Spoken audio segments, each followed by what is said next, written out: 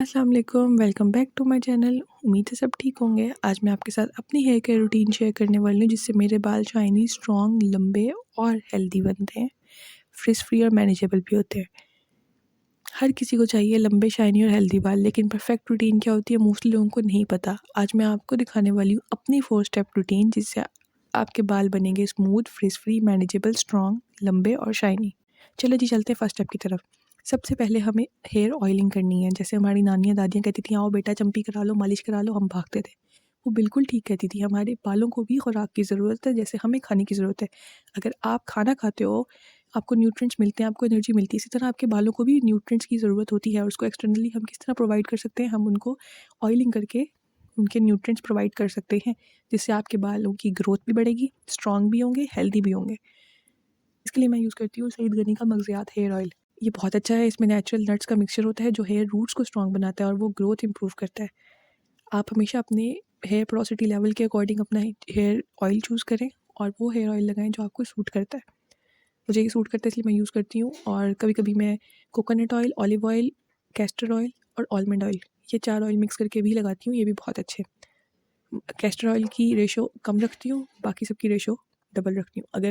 अगर आप खुद हेयर ऑयलिंग करते हो तो आपके लिए एप्लीकेटर बॉटल बहुत ज़बरदस्त है। आप इसको यूज़ कर सकते हो। जैसे अपने बाल कॉम करते हो उस तरह आप करते जाओगे, साथ में पुश करते जाओगे तो आपका हेयर ऑयल इसमें से निकल के आपके बालों के अंदर लगता जाएगा। और ये बिल्कुल मेस फ्री है, ठीक है, बहुत अच्छे से अप्लाई हो जाता है। आप इसको यूज़ करो। लेकिन अगर आप चाहते हो कि आप किसी और से ऑयलिंग करवा लो, मम्मा से, दादी से, नानी से, तो ज़रूर करवाओ। उनके साथ टाइम स्पेंड करो, उनको अच्छा लगेगा। लेकिन ज़्यादा ज़ोर से मालिश मत करवाना, वरना उससे बाल टूटेंगे।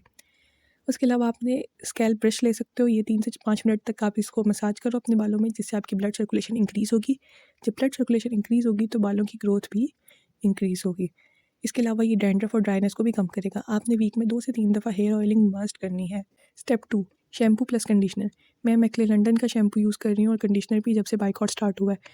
तो आप भी ये यूज़ करो। बहुत अच्छा शैम्पू है, सल्फेट फ्री है, आपके बालों को नुकसान नहीं पहुँचाता और बहुत अच्छा है। इससे आपके बाल सॉफ्ट हो जाते हैं, मैनेजेबल हो जाते हैं। आपकी ऑयली स्कैल्प और हेयर फॉल वालों के लिए भी ये बिल्कुल परफेक्ट है। डिफरेंट वेरिएंट्स यूज़ कर चुकी हूँ, पिंक भी, पर्पल भी, ग्रीन भी और अब गोल्डन यूज़ कर रही हूँ। जो मेरी हेयर प्रॉब्लम होती है मैं उसके अकॉर्डिंग यूज़ करती हूँ। आपकी जो हेयर प्रॉब्लम है आप उसके अकॉर्डिंग कोई भी वेरिएंट लेके यूज़ कर सकते हो। उसके सारे वेरिएंट्स बहुत अच्छे हैं, ट्रस्ट मी, बहुत ज़बरदस्त है।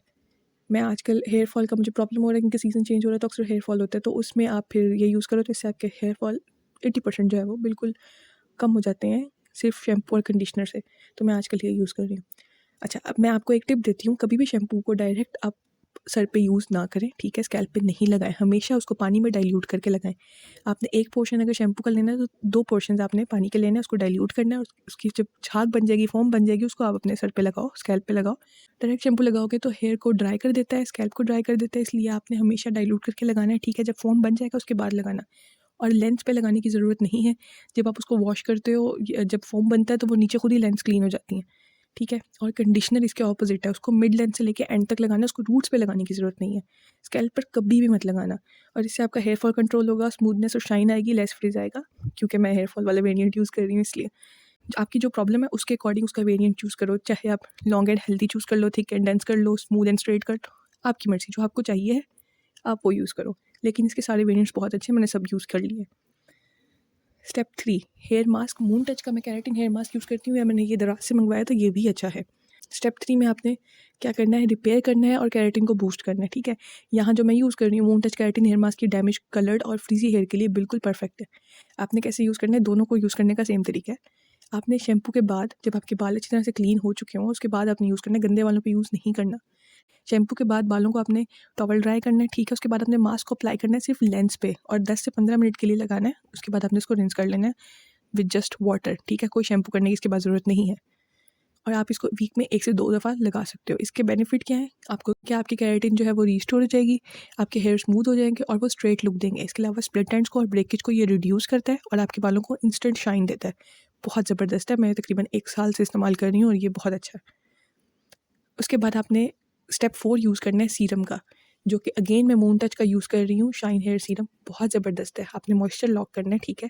शावर ले चुके आपके बाल क्लीन है, उसके बाद आप इसको टॉवल ड्राई करोगे, ठीक है, उसके बाद आप उतार दोगे टॉवल। आप 10 मिनट बाल खोलोगे, 10 मिनट बांधोगे, फिर 10 मिनट खोलोगे, 10 मिनट बांधोगे। इस तरह आप इसको मॉइस्चर को लॉक करोगे। जब 50% ड्राई हो जाए उसके बाद आपने ये मून टच का शाइन सीरम लगाना है। ये बहुत ज़बरदस्त है, ठीक है, सिर्फ एंड्स पर लगाना है और लेंस पर, रूट्स पर नहीं लगाना। इससे आपके बाल डिटेंगल हो जाएंगे ईजिली। ये 5 in 1 है, एंटी फ्रिज भी है, ये हीट प्रोटेक्टेंट के तौर पे भी काम करता है, बालों को शाइन भी देता है, सॉफ्टनेस भी देता है, या आपके हीट प्रोटेक्शन के तौर पे भी काम करेगा। आप इसको स्ट्रेटनर या ड्राई यूज़ करने से पहले भी अप्लाई कर सकते हो। 70% आपका फ्रिज कंट्रोल हो जाता है इसको यूज़ करने से। इसको लाजमी ट्राई करना है, बहुत अच्छा है। इसको भी अगेन मैं 1 साल हो गया अप्रॉक्सीमेटली यूज़ करते हुए। बाइकआउट जब से स्टार्ट हुआ तब से मैं इस ब्रांड पे आई थी। ये सारी चीज़ें हमारी अपनी पाकिस्तान की हैं और बहुत अच्छी हैं। हमें लगता है कि नहीं बाहर की कोई महंगी चीज़ होगी, ब्रांड होगा तो ये अच्छा होगा, नहीं, हमारे अपने मुल्क की चीज़ें भी बहुत अच्छी हैं। इनको ट्राई करके देखें, trust me you will love it. अच्छा, अब मैं आपको बोनस टिप देती जाती हूँ। छोटी छोटी हैबिट्स होती हैं जिनके बड़े बड़े रिजल्ट्स आते हैं।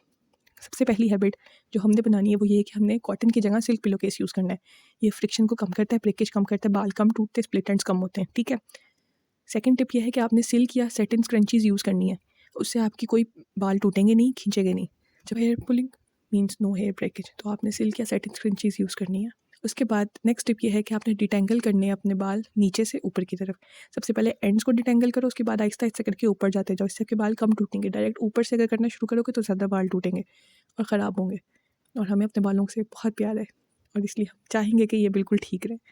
नेक्स्ट हमारे पास टिप है कि आपने वुडन या बैम्बू ब्रश यूज़ करना है। इससे आपकी स्कैल्प की स्टिमुलेशन होगी और आपके बालों के अंदर ब्लड सर्कुलेशन इंक्रीज़ होगी और ग्रोथ इंक्रीज़ होगी। आप हमेशा वुडन या बैम्बू ब्रश या कॉम्ब यूज़ करना, बहुत ज़बरदस्त है। एक दफ़ा ट्राई करके देखो, आप दोबारा कभी किसी और की तरफ नहीं जाओगे।